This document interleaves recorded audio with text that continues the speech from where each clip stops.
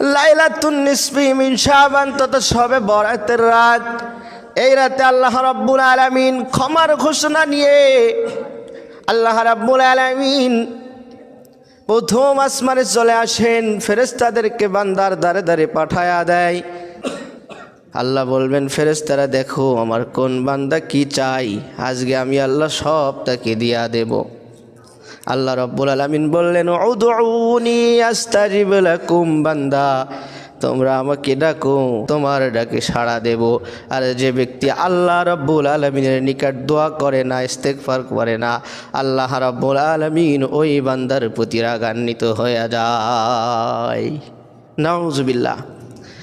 নবী করিম সাল্লাল্লাহু আলাইহি ওয়াসাল্লাম বললেন, ক্বালা নবিয়্যু সাল্লাল্লাহু আলাইহি ওয়াসাল্লাম, লা ইয়ারহামুল্লাহু মান লা ইয়ারহামুন নাস।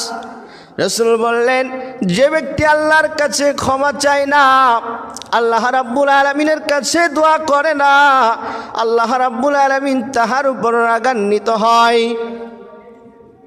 আল্লাহ রাব্বুল আলামিন বললেন, কুল ইয়া ইবাদিয়াল্লাযীনা আসরাফু আলা আনফুসিহিম লা তাকনাতু মির রাহমাতিল্লাহ ইন্নাল্লাহা ইয়াগফিরুয যুনুবা জামিআ ইন্নাহু হুয়াল গফুরুর রহিম।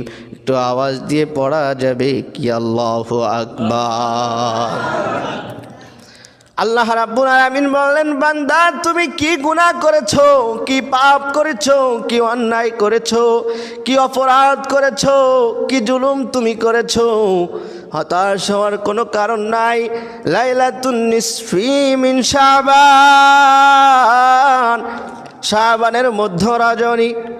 নবী করিম সাল্লাল্লাহু আলাইহি ওয়াসাল্লাম বলেন, এই শাবানের মধ্য রজনী তথা শাবানের 14 তারিখ দিবাগত রাত এমন একটি রাত, এই রাতে আল্লাহ রাব্বুল আলামিন বান্দার জীবনের সমস্ত গুনাহ মাফ করে দিয়ে তাকে মাসুম বানায়া দেয়।